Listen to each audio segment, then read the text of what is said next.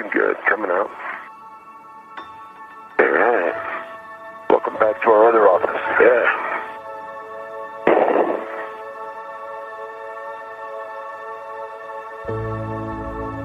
Okay, I see 3 tabs. Good. Okay, safer handles are good. Hey, let me get a local.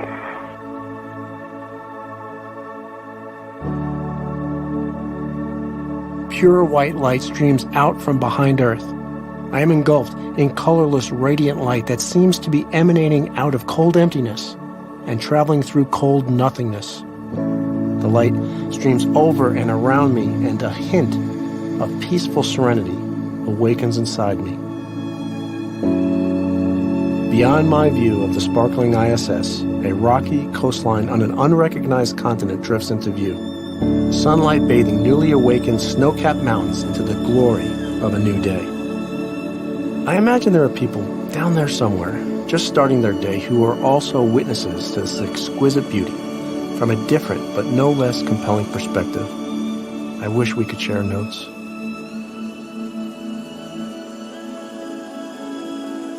The complex immensity of the ISS against the backdrop of our indescribably beautiful Earth 240 miles below thrusts me into a singularity. The entire universe peels away the blanket of danger, the thoughts of upcoming tasks, the feelings of fatigue, the excitement of being in space are all displaced by a singular vision of beauty. The truth that is blatantly apparent from this vantage point is that every living thing on the planet and the planet itself are inexplicably interconnected and interdependent. What's obvious from this vantage point of physical detachment from Earth is that we are not from Earth. We are of Earth. All of us. Every living creature.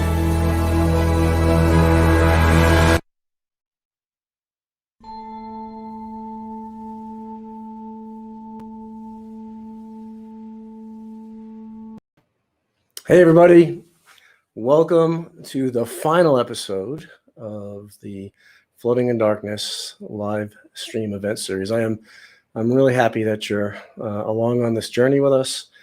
This is going to be a great episode. It's going to be a lot of fun, and I want all of you to be a part of it. So if you give us your questions and your comments, we will be able to address those as the time comes. I see people streaming in. Hey, Michael. Hey, Jackie. Hey, Sally. Hey, Becky. Thanks for being here with us.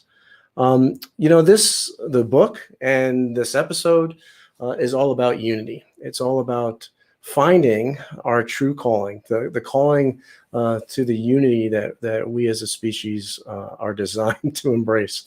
And part of that path to getting to that unity is being able to overcome our divisiveness, overcome our polarization, to understand where it's coming from, and to fix that. And so I'm really happy that everybody's along for the ride today. So I also want to point out that today is National Teachers Appreciation Day, and I think we all owe a great debt of gratitude for those teachers that have been continuing to instill inspiration in the next generation, even during this pandemic. And so a special shout out to all those teachers out there. So thank a teacher today. So the book, the ebook launched today. That's the good news. This is one of those good news, bad news things. So the ebook launched today, and I'm really excited about that. We're already number 2 in a bunch of categories, and so we're hoping to get to number 1 today on Amazon. And so all day today, we got the ebook up on Amazon for $2.99, which is the lowest price that Amazon will let us charge. So hopefully we can push over the edge and get to the number 1 status. Now, for the bad news is the hardback, due to some issues with printing the books, won't be out till June 14th. So we're putting all our efforts into the ebook, but June 14th is right around the corner too. So hopefully we'll get there soon. So as I said, this is this is a message of unity, and it's a message of overcoming our divisiveness, overcoming our polarization, overcome all those differences that we perceive out there. And I've got some really special guests today, dear friends of mine that know all about unity, know all about this, and I'm just going to let this video introduce our special guests today. Jacob and Hae-jin Marshall are the co-founders of EMBC, pronounced embassy. Embassy is an interdisciplinary creative practice connecting artists and technologists who are using creativity to bring light, healing, and new perspectives to the world. With their friends and collaborators at Studio Elsewhere, they have spent the last year during the pandemic in multiple hospitals, working with a team from diverse backgrounds to help create recharge rooms. These rooms are immersive, biophilic, private spaces that include music, scent, lighting, and sound, designed to reduce trauma, anxiety, and stress in frontline healthcare workers and improve their cognitive performance. Hae-jin Marshall has a background in visual arts, aesthetics, and wisdom traditions. She believes art and technology combine to make a powerful tool for facilitating moments of awe and wonder. She is a poetic translator between a vast spectrum of artistic and spiritual languages. Jacob Marshall is an interdisciplinary artist and aesthetic philosopher, pioneering the art form of multisensory aesthetic experiences. These experiences unite the senses into a field of synesthetic harmony and lift the participant towards self-transcendent states of wonder. He is convening scientific and medical research on how these experiences can be employed in the service of our mental health and physical well-being. Jacob went on to create the acclaimed rock band May, which stands for Multisensory Aesthetic Experience, inspired by his funded research in synesthesia. He has sold over 500,000 records worldwide and performed over 1,600 concerts on 5 continents. Hey, guys. Hello. How's it going? It's going good. Greetings from Brooklyn, planet Earth. Where are you at? I'm in Boulder, also on planet Earth, Boulder, Colorado. Doesn't look like it. Well, I want to see where you are. a little bit of a secret that this background's not real behind me. So, All right. but do you know how hard it was for me to narrate that video? You had so many big words in there. Maybe we can collapse them into smaller ideas. Yeah, so I didn't do that in one take. That recording. You did a great job. You did a great job. Thank you. Well, thank you so much for being on the episode. This is the final Flooding in Darkness episode, and you guys are the perfect two people I think of to talk about unity and to talk about everything that we need to do. And so the whole conversation is going to be centered on a video that we're going to show in a little bit. But I thought we'd just have a little chat beforehand. And again, it's not just a chat between the three of us. It's a chat between everybody. I see all you people coming in. Hey, Daria. Hey, Ron. Cheryl. Yes. Hey, Cheryl is my editor. And so a special call out to her. And Daria and I spent some time together last night on Clubhouse in a wonderful discussion that centered on a lot of the messages of unity that we're talking about. So hey, Daria. Colette. Hey, Colette, Jackie. So we got all you people out there, and I'm really appreciate you saying hi and congratulations. And we also want you to be part of this conversation. So jump in there. But maybe we can start and talk about, you guys have just done an amazing thing over the pandemic. And I've actually, Jacob, you were my first guest on the Sheltered in Place podcast back when it was on Instagram Live. But due to a technical issue, we don't have that. That episode is out in the ethosphere somewhere, and it's gone. But Hae-jin, you are on there as well. Yes, I had the mask on, but now it's right. I'm at home, so yay! Yay, at home and vaccinated.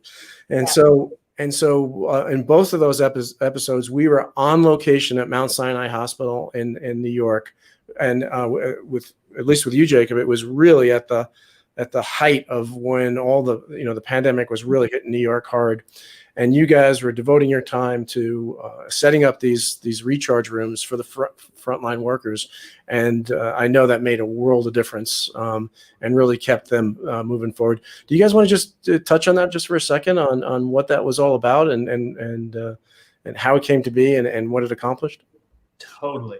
Absolutely. And I think it's really a testament to the message that you're trying to share, because it was a recognition that there was a problem, and the problem was severe trauma and burnout for all of the doctors and nurses and janitors on the front lines. Like the hospital isn't just made up of doctors and nurses. There's this whole ecosystem of people required to bring that level of care to life. And while this tsunami wave of COVID was crashing over our city, a different kind of tsunami wave was crashing over the healthcare community. And that was a tsunami wave of just overwhelming burnout and trauma. They were facing like countless deaths every day, right? And when you don't have a full understanding of what you're up against, like we still didn't know very much about the disease at that point in time. There's a lot of fear, a lot of, potential for things to be, even worse than we could imagine. And so there was just this rampant sense of anxiety hanging over every moment of every day.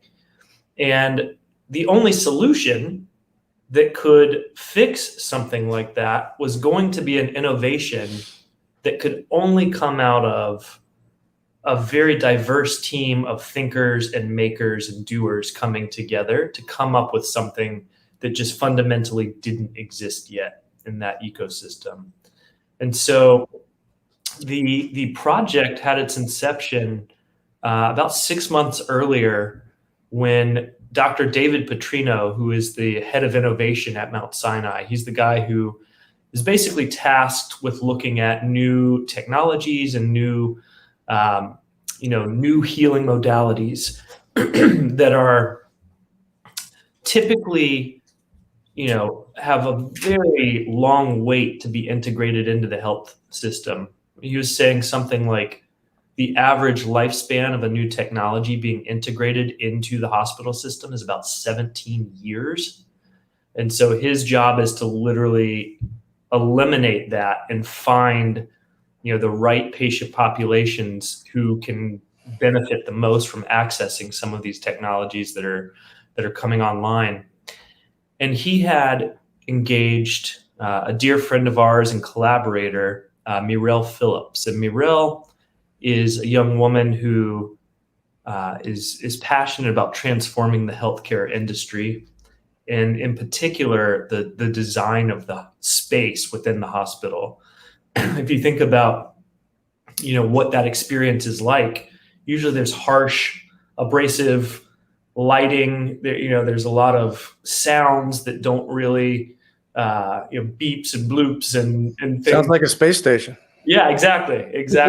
And so if you could imagine transforming the space station environment or the hospital environment into a sacred garden, into a beautiful space full of lush life and the sounds of life and the smells of nature, that became our mission. And so Mirelle and David Petrino had started to develop this concept of the recharge room. And while it was still an idea, David basically said, look, we just need to implement this now, and we need to do it for our community, our healthcare community. So how do we heal the healers? Yeah, exactly. Right? And so in that moment, he basically had called Mirelle, I think it was like on a Friday night, and said, look, this is about to come crashing down on us. This is like the end of the second week in March of 2020. And he said, can we implement this immediately? And I'll take care of all the red tape. But if we don't do this now, it's going to be too late. Yeah. So Mirelle called Hae-jin and I, and the very next morning we moved into the basement of Mount Sinai, the sub-basement. The sub-basement. I can hear David correcting. Sub-basement. And he literally gave us his 3,000 square foot lab and said, please turn this into a sanctuary, respite. And over the course of the next 48 hours, a small team of us like transformed that space, and it became a hub for the entire hospital, and it grew word of mouth. And so at first, there was only a few people who knew about it, and it just spread like a good kind of virus. And all of a sudden we were getting hundreds and hundreds of people a day coming in. And I know it's spread to other, I mean, you've been in other hospitals, and you've really made a huge impact. Yeah. At this point, we've had over 100,000 doctors, nurses, frontline workers in these rooms. We've got over 30 of them now built into hospitals in New York and in Massachusetts, out in Michigan, and continuing to expand. Yeah. And I think one of the key things you said there is we need to all come together, right? And so that's what this episode is all about, unity. And, maybe I think we should play that video coming up. Let's do it. Yeah, let's do it. First, let me pop this up there from Keith Heitner. He's 4 chapters in. He got the book last night. Yeah. I just wanted to pop that up because I wanted to let you know, Keith, that you haven't gotten to the good part yet. Oh, and then just real quick from CA. Yeah. So bringing some humanity to the equation. So can you guys help me set up? I know you've watched this video. Can you help me set it up? Absolutely. You want to say anything? I just think that it's so important. It really conveys who you are in your experience firsthand of going out into outer space and seeing the planet as a living presence. And that one of the core things that, you and some of the other collaborators that we work with has taught us is like, it matters that we are all interconnected, and that one of our favorite sayings, like, we are not just on the planet, we are of the planet. And so to really feel that unity and that oneness is so powerful. And every day that, we're out and about in the world, that truth is always there. It's whether we're able to just, take off the blinders and see it and feel it and just embody that truth, or if we're kind of in that sleepwalking mode of and so I think that this video is a perfect example of all of the wonder and magic of the universe, of this planet that we take for granted, that we don't, just notice and overlook every day. And it's such a gift. And so that is just really what all of us is just like, the gift that we receive every day and just want to share the message. So. Well, thanks, Sage. So as the video is playing, still put your comments and your questions in, and we'll get to them. And I've said this, but I really, really mean it. I appreciate so much that all of you are tuning in for this.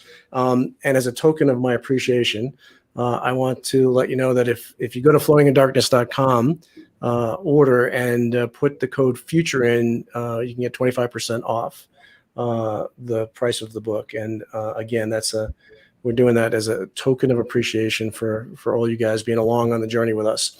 And so with that, here's the video.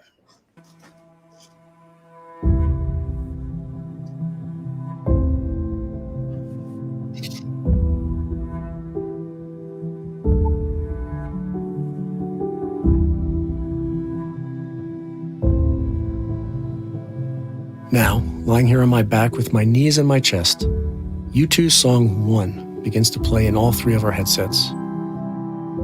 A few days ago, each of us picked a couple of songs that Russian launch personnel could pipe into the spacecraft to help us pass the time during periods of relative boredom. I chose 1. At a very deep level, I knew that my Russian crewmates and I were about to embark on a mission of unity for all of humanity, and I felt that 1 was the perfect theme song for what we were about to do.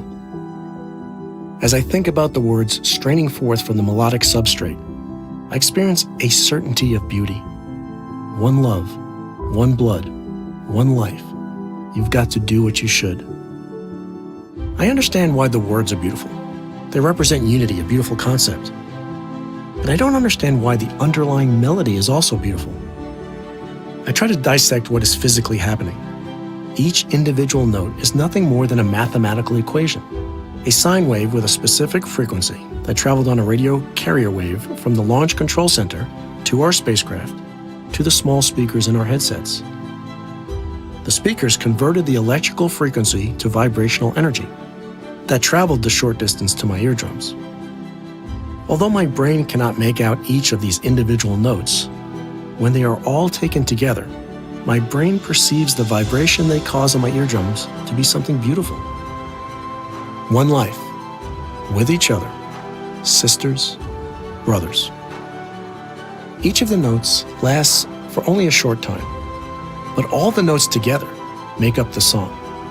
Some of these notes, when taken by themselves, may not communicate beauty to me, but nonetheless, the overall beauty of the song would not be possible without these specific notes. This, being the second time I've strapped myself to tons of high explosives with the intention to light them, I'm yet again pondering my own mortality. Each of us, like the individual notes of a song, only exists for a brief time. Am I and all of us like the individual notes of the song of the universe? Our unique note lasts for the duration of our physical life, but the contribution of that note to the overall song lasts forever. Only you can be the specific note represented by your potential. No one can play your note but you. One life, but we're not the same. To think of our lives in this way makes it apparent that not only am I a distinct individual, I'm also the universe. The orbital perspective represents two sides of the same coin. And so keeping with that idea, when we dolly zoom out to the big picture perspective from space, while focusing on the worm's eye details on the ground, each of us is dolly zooming out to the scale of the entire universe. We do that without losing our individuality. When we choose to be kind to someone, or help someone or some creature, it's not that we're necessarily being altruistic any more than we're being altruistic to our hand when we pull it back from a hot stove. We get to carry each other. Carry each other. There's a distinction here that's becoming unmistakably clear as the countdown timer marches closer to the moment of truth. I think back to a thought I had during our third and final spacewalk of the STS-124 mission. I noted that what was clear to me from the perspective of the spacewalk is that we are not from Earth, we are of Earth. In that same vein, we are not in the universe, we are of the universe. Every moment of every life, from conception to death and beyond, mimics the all-encompassing life of the universe. And it is in death that we escape the gravitational pull of the mass of the universe and weightlessly step outside of our physical limitations, travel full circle, and return home. The universe is infinite, and as such, every point in it must also be infinite. I am two dolly zoom sides of the same coin. I am both a distinct finite individual and the infinite universe. It's not that I'm a universe and you're a universe. It's that we are the same universe. We are one, all of us, every living thing. One. One life. One.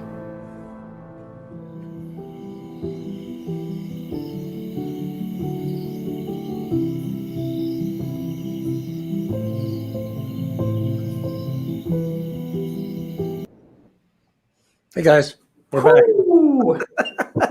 There's a lot to unpack there, I think. Oh, so good. So let's start unpacking. Let's unpack. Where should we start? You know, something that came up for me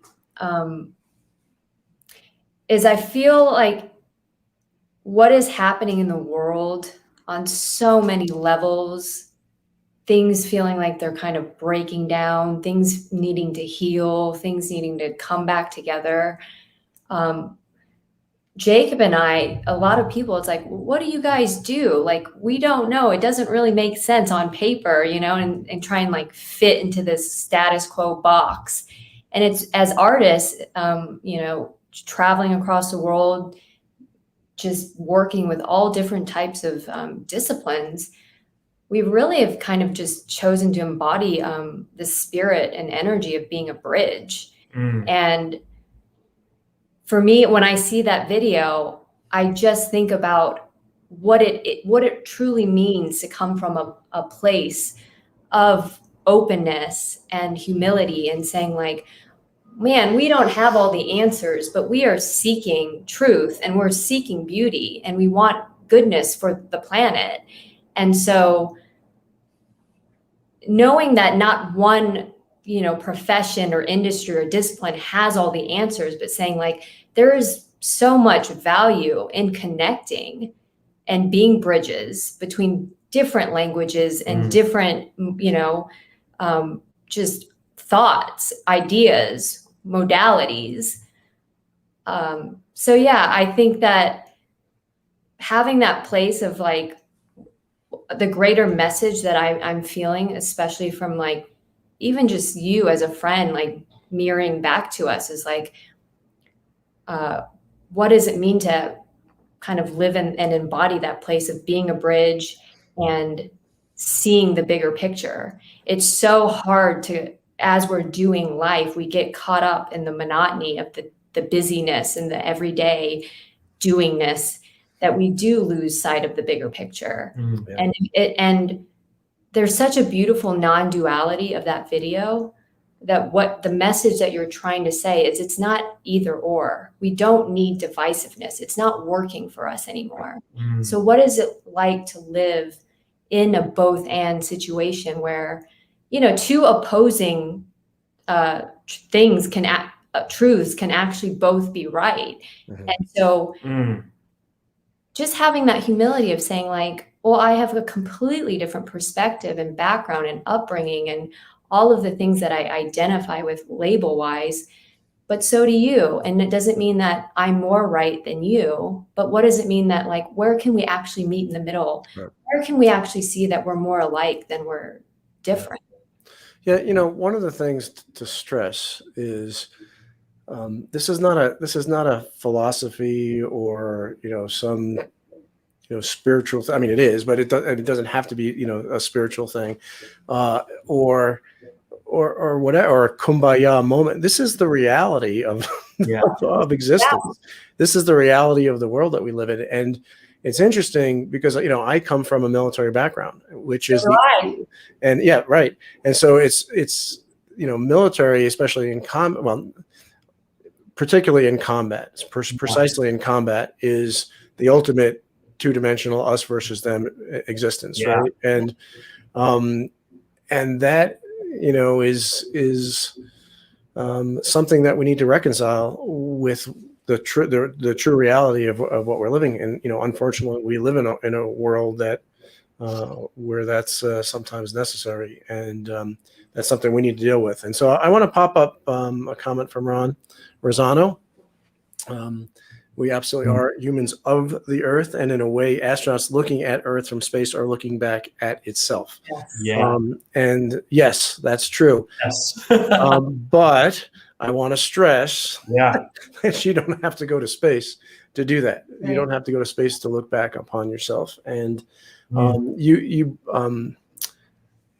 brought out, you know, the non-dualistic nature of the video, and that was intentional, because that I believe that is the true nature of the reality that we live in. It's a non-dual type of reality, or no, I shouldn't say type. It's a non-dual reality, period, which, you know, makes the subject-object dichotomy vanish, which is something we could probably get into a little bit. But let me also recognize a comment to show you how far we've strayed from our from our true calling to unity. This is from Jeffrey. Today is the 51st anniversary of the Kent State Massacre, a tragic reminder of the need for unity and an end to all war. And, I said, as I just mentioned, I'm a former combat veteran, and I believe that war is humanity's biggest failure.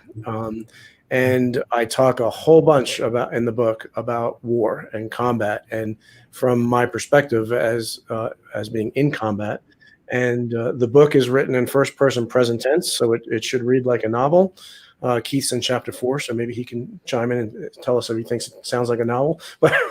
But the reason why I wrote it that way is I wanted to bring people along on the experience with me as it was happening. And I devote 3 chapters of the book to military. Yes. And because I think it's really, really important. And the book is an evolution, right? And the writing is an evolution. And the language I use in the beginning of the book changes throughout the book. The worldview I expose in the beginning of the book changes at the end of the book. And so all of that is an evolution in itself. So I'm saying, if you're reading the book and you find something you disagree with, keep reading, because it probably will change later. So, all right. One thing that Go ahead, Jake. Occurs to me in the midst of all of that is the way in which the creative process itself is an embodiment of that idea. And I really love how you paint this picture of each of us as a kind of note in the music of the universe. And the thing about speaking as a musician, I'm sure that resonated with you. Literally and figuratively. Resonated with your musical frequencies. Yeah, but here's the beautiful thing, right? Like any note by itself is just a pitch, right? It's just a single it's in the connection between the notes exactly that the music emerges. Exactly. Right? So if you think about your favorite song, your favorite piece of music, you're like, well, what's the note that holds that music? It's none of them and all of them at the same time, right? Exactly. The music lives in that connection. Right. And it's not just music. Think about like your favorite story or poem. All of the words that make up that story or poem could be rearranged to mean something very different. But it's that particular way that those words are connected to each other and read in a certain sequence that allows the meaning, the narrative, the poetry to emerge. It's in the connection. You think about your favorite picture, right? You can zoom into that picture. You get to a point where all it is these little blocks of color, these little pixels, right? So what pixel holds the picture? Well, all of them and none of them at the same time, right? It just depends on what vantage point you are viewing it from. If you zoom all the way in, all you're going to see is the blocks of color. If you zoom out, those disappear and all you see is the picture. Yeah. So a helpful metaphor, because we're all creative in some capacity, even people who are like, oh, I don't have any creativity. Like, to navigate the complexity of modern life means you are creative. You have figured out some way of surviving and thriving. And to just think of life itself, like the life that you are living as a work of art, means that every choice you make in a given day is like a word in your own story. It's like a note in your own music. Well, it's a word in our aggregate story. It's a word in our combined story. Absolutely. Yeah. Yeah. Because I said in the video, which is obviously a narration of the book, is that every individual life from the moment of conception to death and beyond mimics the all-encompassing life of the universe, right? And since the universe is infinite, every point within it must also be infinite, right? Wow. And so we are not only, our own masterpiece, but we're a pixel in the overarching masterpiece. And it's interesting, when I was getting ready to fly my 6-month mission, I started realizing all the things, or I shouldn't say all the things, some of the things that I was not going to see for the next 6 months. Simple things like feeling the breeze on my face, hearing the birds chirping, seeing the mist on the lake in the morning, and all these things that define the beauty of life on our planet. And when I got to space and I was up there for 6 months, I really did miss those things. But the gift that I was given is when I came back to Earth, I remembered that feeling of not seeing those things, and I appreciated those things. Seeing a flower, seeing, all of these things. And what became really obvious to me is every single one of us is surrounded every moment of the day constantly by miraculous beauty that we have learned somehow to take for granted. And so and that beauty would not be possible without all of us, every single person, even the guy that flips you off in traffic, the troll on the internet, all of those, everybody is part of this aggregate picture that is the beauty of life on Earth and beauty of life in the universe by extension. So I love that. What comes to mind immediately is just the initial pressure we feel when we encounter someone or something that is other than us, that feels like profoundly different. We tend to almost think of that as like abrasive and want to like hammer it down in a way so it submits to what we are comfortable with or what we are familiar with. But nature doesn't work that way. Like the most resilient and flourishing and dynamic living ecosystems are the ones with the most diversity present.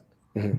Exactly. So I think we've kind of been sold a bill of goods in some ways of like thinking that difference is a bad thing, or that like diversity, quote unquote, is something that is a sacrifice we have to make in order to like achieve some sort of societal harmony. In reality, that diversity is the gift. It's the strength that helps us when we run out of ideas. Someone else has a different way of looking at things, and that different way of looking at things can be the solution that helps us out. But it requires a kind of humility to submit to seeing that we are just a part of this much larger, beautiful thing. Jacob, I remember a conversation that you and I had. We were hiking to the top of a hill just outside of Nashville. Yep. Where you guys in May were going to play an acoustic concert at the top of this hill as the solar eclipse happened. And I remember having a really interesting conversation with you about negative space. Right. And I want to pop up this comment from you, which each note, as you say, individual, and yet is indeed the connection. It is indeed the connection of the individual note that creates the symphony. And it is also important to note, no pun intended, none taken, that the silence and or space between each note is of equal importance. It is the breadth of the melody. So Nor knows. No. Nor knows. Yeah. So, and I write about this an awful lot in Flowing in Darkness too. Is what is space? What is this vast vacuum that separates the material universe? What is it? At its simplest, it is what makes it possible, right? You can't have a masterpiece without the space to put the masterpiece. So what do you guys, I know that you probably have a lot to say about that and how it relates to negative space and everything. And the conversation, if you remember, Jacob, it started with a conversation about abstract art or modern art, or, and, I was bemoaning that, I just don't, a lot of that I just don't get. Right. And then I think that conversation led into a conversation about negative space. I don't remember the connection between the abstract art and the negative space exactly, but I do think that the reason that we are drawn to that kind of artistic expression is because it is a kind of translation, and it is a way of representing a kind of energy or encounter or knowing of something without necessarily being able to reduce it to something that we could say in language. And the first abstract artists were actually, there's a man and a woman. Vasily Kandinsky was the male. Hilma af Klint was the female, who both in their own way, unrelated to each other, kind of created these first abstract, or what they called non-objective art pieces. So there's how do you paint a non-object? What does that even mean, right? So Kandinsky had an experience of music where music for him wasn't just sound, it was also color. In the overview video, you were describing like our work, talk about this idea of synesthesia. Well, synesthesia is just one sense being experienced as multiple senses. And there's this idea in neuroscience and in perceptual neuroscience in particular, that there is a unity of our senses. When we're born into the world, our brains have not yet encountered enough sensory information to divide our vision from our hearing, from our smelling and our tasting. So it's all kind of one sense that gradually over time, we begin to differentiate as we encounter more information about our environment and about life.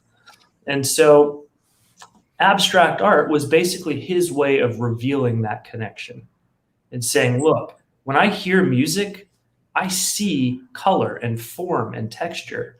And he was very clear that for him, the point of art had become to tap into that spiritual, for lack of a better word, essence that is him within this larger spiritual essence, which is us. It is both of those things. And to reveal that image of color and form in this way was his way of collapsing the distance between our senses and saying it is all one thing. And so when you look at a piece of abstract art, you're like, I don't understand what this is or why this is important or what this, means. Think of it as music. Think of it as a translation that is happening in the mind and heart and soul of whoever had created it, where they're taking some aspect of how they experience the world and revealing that through their unique lens and prism and filter and saying, this is how I'm experiencing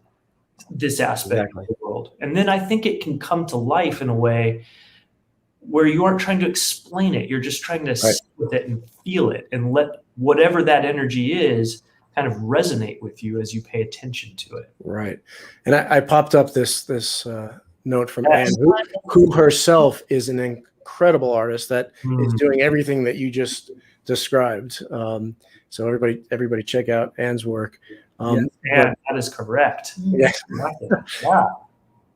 But what our artists like Anne do and what you've described is to translate the infinite into something that our finite minds can understand, because our minds, or at least my mind, I'll only speak for myself, my mind is not capable of wrapping itself around infinity, right? And even what time is, or what now is, right? And there's a whole big part of the book that talks about time and, what is now? What is the definition of now? Where's the boundaries between past, present, and future? How does that all come about? And so there is an infinite aspect to that I really cover in the book. And so art in all forms, whether that's music or painting or photography or, dance or whatever the art form is, I believe is a language to translate the infinite into something that we can experience. And I think you brought up a really good point about there's a difference between experiencing it and knowing it and being able to name it and put a word on it, because language that uses words is limited. It's finite, right? And so we can't get there. We've got tons and tons of incredible comments coming in. So let's put some of them up there. Oh, we love Lynn, dear friend. How could we infuse this deep awareness of connection, beauty, awe, the gift of life into decision making, and what do we need for that? So $1 million question. Well, yeah. I mean, there's so many different facets to to address that question. And I think one of them is temporal, right? Because right now we have such a short attention span, right? We are completely focused on the next shareholder report, the next election cycle, whatever, the next social media cycle, whatever it is. And so we're so focused on that. And I think one of the terms, and if you guys have seen these episodes before, I think every episode I talk about this term that I borrowed from cinematography called the Dolly Zoom. Yeah. And for those of you who haven't heard it, I'll just real quickly explain. It's a term I borrowed from cinematography, which is when the camera is rolled or dollied back at the same time and the same rate that it's being zoomed in, or vice versa. And it gives depth and height to a scene. It was used in Jaws and Vertigo and a bunch of these films. It challenges the viewer's perception of reality. But when we dolly zoom a situation, or we dolly zoom a situation that we're trying to make a decision on, to Lynn's point, is that means that we zoom out to the widest geographic area we can, which is planetary, to the whole planet, while not losing the worm's eye details on the ground. And we talked about that in the film that we saw. But it's also has a temporal aspect, that we zoom out to the longest time frame possible, ideally multi-generational, without losing the short term, because those things are important. The next shareholder report, election cycle, these are things that are not insignificant. They are important, but we can't focus on one without the other. We need both. And then the last aspect of a dolly zoom is seeing things from multiple perspectives, right? Two perspectives give us stereoscopic vision. The more perspectives we see, and that speaks to your point, Jacob, about the diversity of our opinions, the diversity of our perspectives, the more perspectives we bring to a situation, the deeper our understanding of the situation, the better our solutions are through all that. And so, that's an important distinction here. So for decision makers, I think one of the things we can do to infuse all this is to have, these concepts, to approach these decisions from a dolly zoom state. And the other part, and again, this was in the video, is part of that dolly zoom state is I'm not only a distinct individual, or I'm not just representing a distinct company or a distinct nation. I'm all of that and more. I am the entire universe, entire world. It's an aggregate. And so,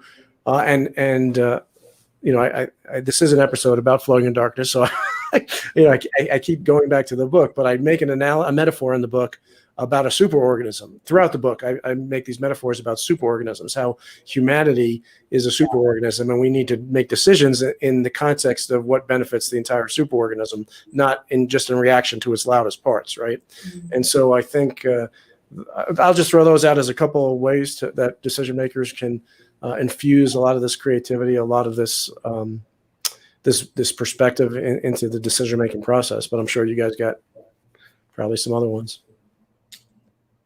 You have anything you want to share?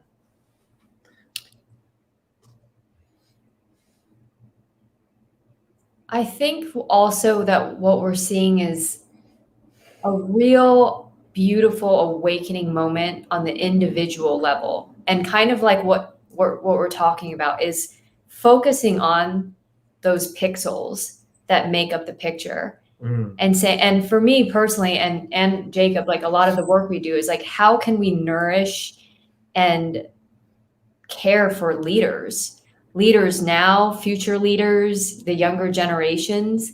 And I personally just believe that it really starts, from the inside out.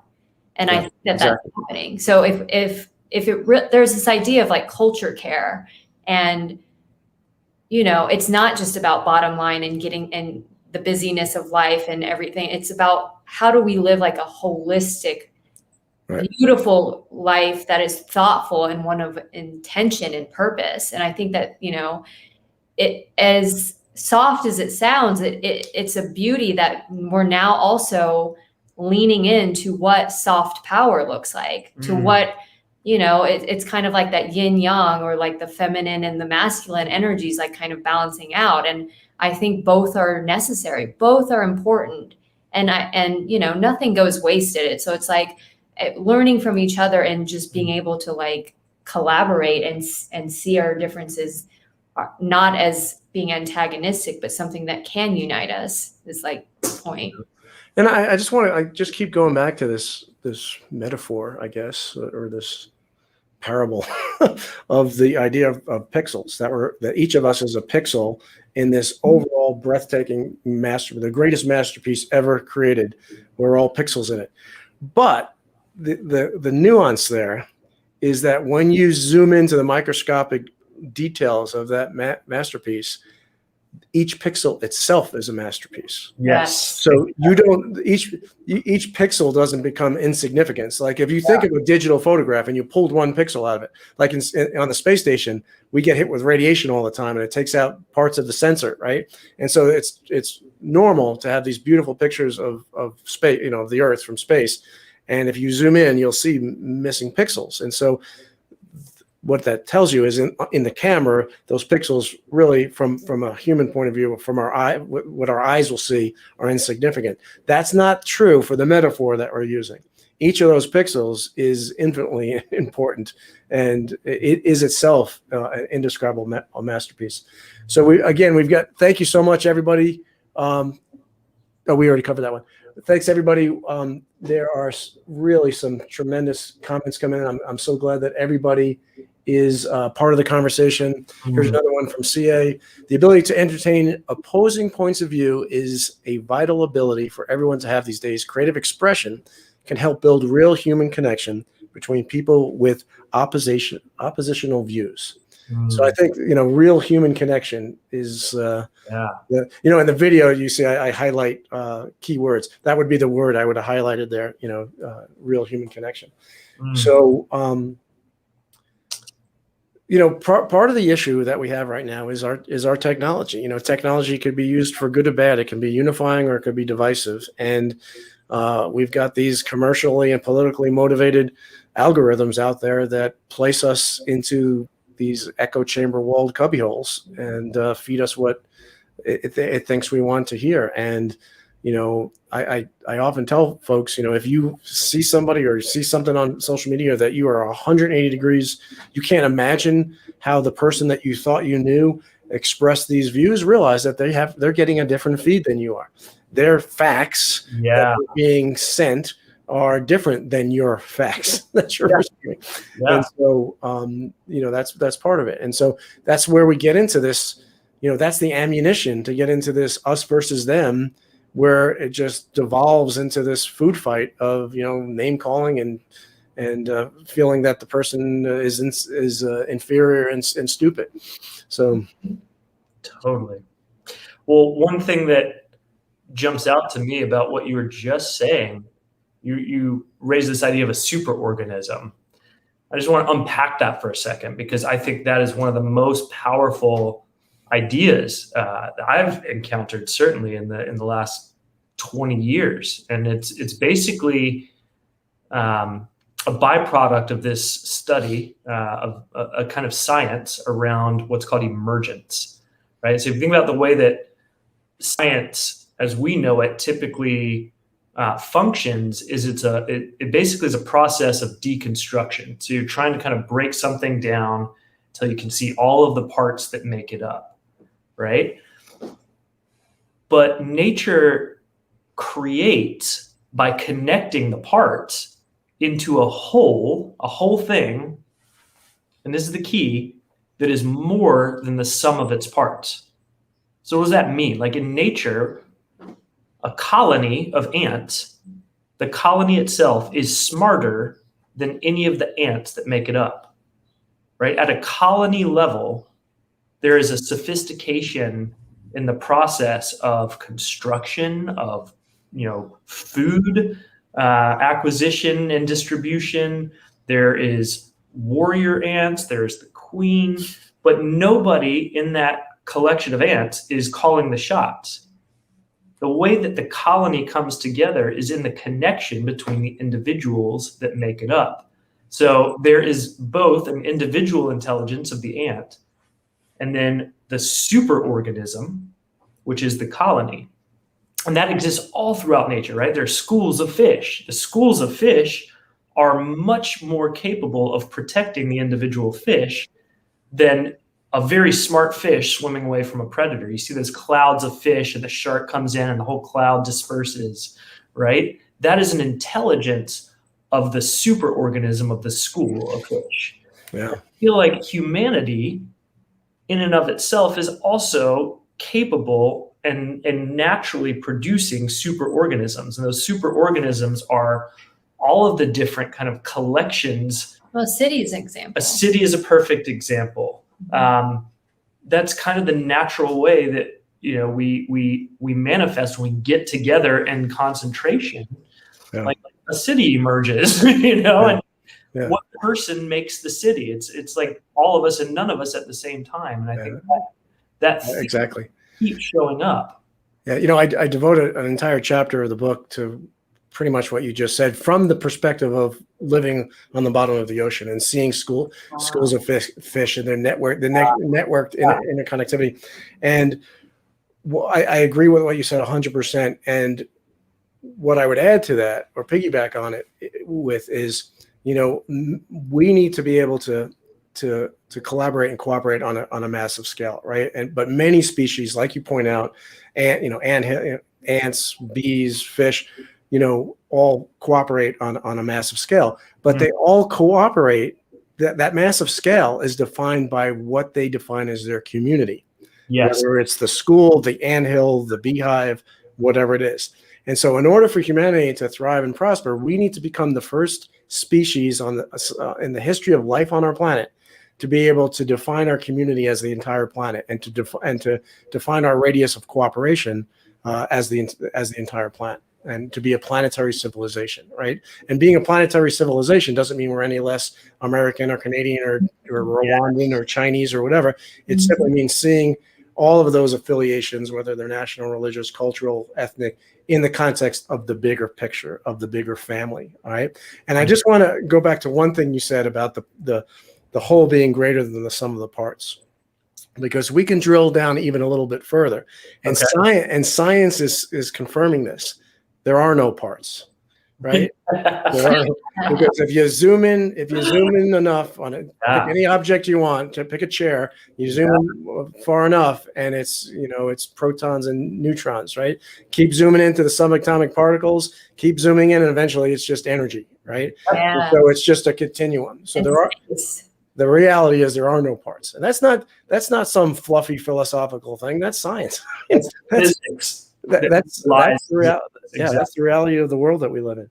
So I know we're coming up towards the end of the hour, but I do want to, there's so many great comments coming in. I want to try and get to as many as we can. Is the aspect of spirituality underutilized in communicating and marketing to the general public the sense of interconnectedness and unity experienced when viewing Earth from space? And that's from Janice. Yes. Thank you, Janice. Thank you, Janice. For sure, because we're in this echo chamber walled existence that we've all been put in, and it puts everybody on the defensive. Yeah. And so if I acknowledge the unity that we share, then that gives you potentially a leg up. It makes you gain a little bit. And if you gain, then obviously I lose, and I can't lose. But that's a scarcity mindset. In reality, we can all win. We can all gain. We've gotten into this really binary world, which is overshadowing that beauty, because that beauty is unity, right? That's the source of the beauty, is the unity, and vice versa. The source of the unity is beauty, and the source of beauty is unity, right? And it all is all wrapped in the blanket of love, right? Because I believe, I shouldn't say I believe, I know that what love is, what I recognize in myself now that I've been on this path, is that my experience of love, if I drill down to that, if I past the neutrons and the protons and the subatomic particles, if I drill into that as far as I go, it is the recognition of the shared existence in another, right? And that could be anything. That could be a painting, a person, a puppy, whatever it is. It's the realization that this boundary, this false boundary that I think separates us, is not real, that there is this underlying unity. And that's kind of what this whole episode is about, is is tearing down those shadow illusions, or tearing down those walls and shining light to dispel those shadow illusions of separation. Absolutely. So let me keep them coming. Keep them coming. Okay, here's one from Jeffrey. The magnificent orbital perspective needs to be brought into the political arena to help nourish the body politic. I think of it as politics of celebration. Perhaps we need a new political party to put this vision into the public arena, the U.S. Earth People's Party. All right, the U.S. Earth People's Party. I like it.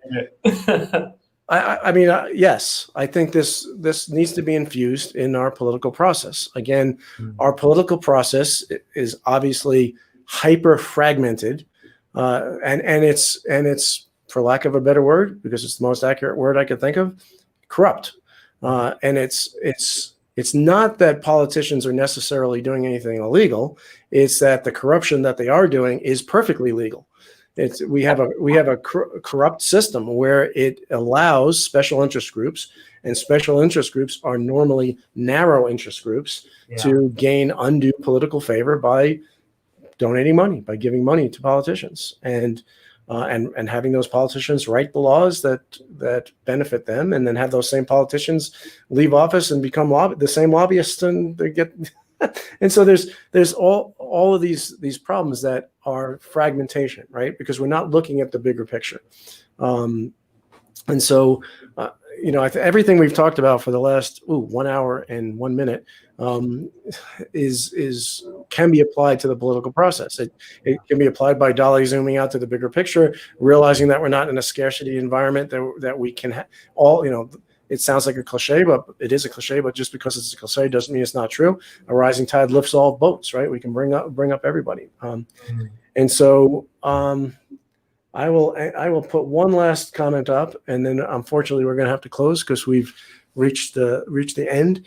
But Edgar Mitchell, who's on Apollo 14, said after his epiphany in space that love is the organizing principle of the entire universe. That's a good one to end with. I was gonna say, yeah. I can argue with that. The last note of the symphony, right there. Yeah. That's the crescendo. Truly. Yeah, I agree 100%. That's the. But I think that we could even drill even farther into that. I mean, it's the substance of the universe. Even it's not just the organizing principle; it's organizing itself, right? I mean, it's the building blocks of the universe, I think. Absolutely. So. Absolutely. Yeah. Cool. All right. Well, Hae-jin Jacob, thank you so much. Thank you for your friendship. Thank you for your sharing your wisdom. Thank you for being a part of this journey. It's been wonderful. I want to just say too, as we close out here, thank you for writing this book. Yeah. This is an extraordinary book, and I just encourage anybody who's been on this journey, thank you, invest the time into reading this. This is really a masterpiece, and it deserves the attention of as many. It's a pixel in the masterpiece. Well, exactly, which holds the whole masterpiece. No, thank you for your friendship and your work in the world, Ron. Yes. It's better for you. Well, I will say the same to you guys. Keep up the great work. And again, thanks to everybody. Thank you for your great comments. Sorry, there were so many of them that we couldn't get all of them up there, but I will address them after this. I will go into Facebook and YouTube and address that. If you're watching this on YouTube, hit the subscribe button. That always helps. And again, thanks for being along on the journey. If you go to floatingindarkness.com/order, use the code FUTURE and you get 25% off. We are making a big push today on the ebook. Before this episode started, we were number 2. Hopefully by the time it's over, we're number 1. But if you go to Amazon, and the Kindle is $2.99 right now. It's on Kindle Unlimited, so if you're a Kindle Unlimited subscriber, it is free. So could help us out there as well. So everybody, thank you so much for being along on the journey. Thank you. It's great to have these 5 episodes completed. It's been a really fun time, really rewarding and fulfilling time to develop this series. It is up, all of these episodes are up on floatingindarkness.com. If you just click on the live stream events tab, you can watch any of the episodes that we've had, and let's continue this journey together. So with that, I want to thank everybody, and we'll say so long. Cheers, everybody.